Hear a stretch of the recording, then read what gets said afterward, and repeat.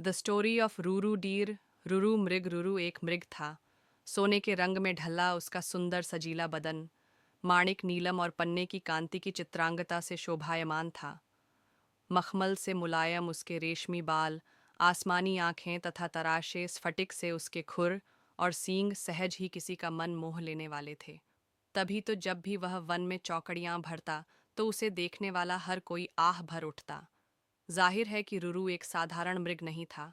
उसकी अप्रतिम सुंदरता उसकी विशेषता थी, लेकिन उससे भी बढ़ी उसकी विशेषता यह थी कि वह विवेकशील था और मनुष्य की तरह बातचीत करने में भी समर्थ था।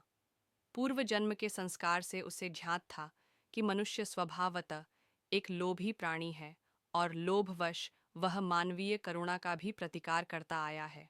फिर भी सभी प्राणियों के लिए उसकी करुणा प्रबल थी और मनुष्य उसके करुणा भाव के लिए कोई अपवाद नहीं था। यही करुणा रुरु की सबसे बड़ी विशिष्टता थी। एक दिन रुरु जब वन में स्वच्छंद विहार कर रहा था तो उसे किसी मनुष्य की चीत्कार सुनाई दी। अनुसरण करता हुआ जब वह घटनास्थल पर पहुंचा तो उसने वहां की पहाड़ी नदी की धारा में एक आदमी को बहता पाया। रुरु की करुणा सहज ही फूट पड़ी। वह तत्काल पानी में कूद पड़ा और डूबते व्यक्ति को अपने पैरों को पकड़ने की सलाह दी। डूबता व्यक्ति अपनी घबराहट में रुरु के पैरों को न पकड़ उसके ऊपर की सवार हो गया। नाजुक रुरु उसे झटक कर अलग कर सकता था, मगर उसने ऐसा नहीं किया, अपितु अनेक कठिनाइयों के बाद भी उस व्यक्ति को अपनी पीठ पर लाद बढ़े संयम और मनोबल के साथ किनारे पर ला खद्दा किया।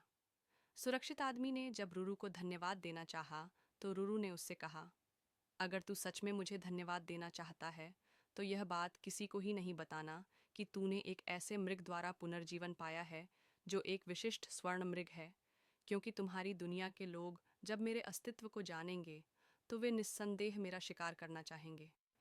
इस प्रकार उस मनुष्य को विदा कर रुरुपुण अपने निवास स्थान को चला गया।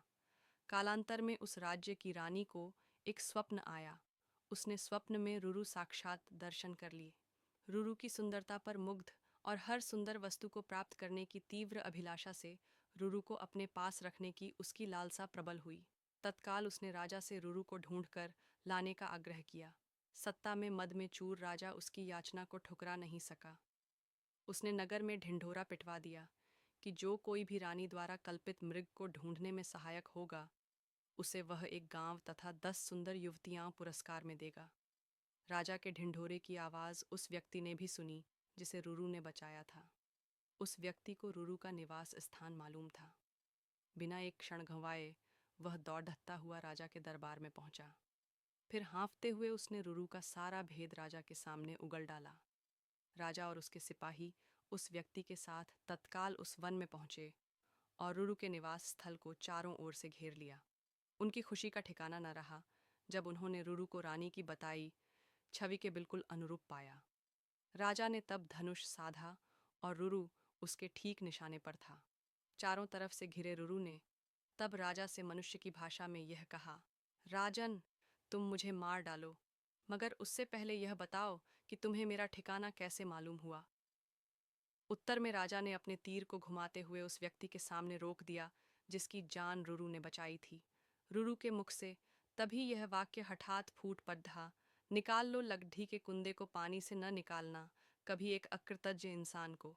राजा ने जब रुरु से उसके संवाद का आशय पूछा तो रुरु ने राजा को उस व्यक्ति के डूबने और बचाए जाने की पूरी कहानी कह सुनाई। रुरु की करुणा ने राजा की करुणा को भी जगा दिया था। उस व्यक्ति की कृतज्ञता पर उसे रोष भी आया।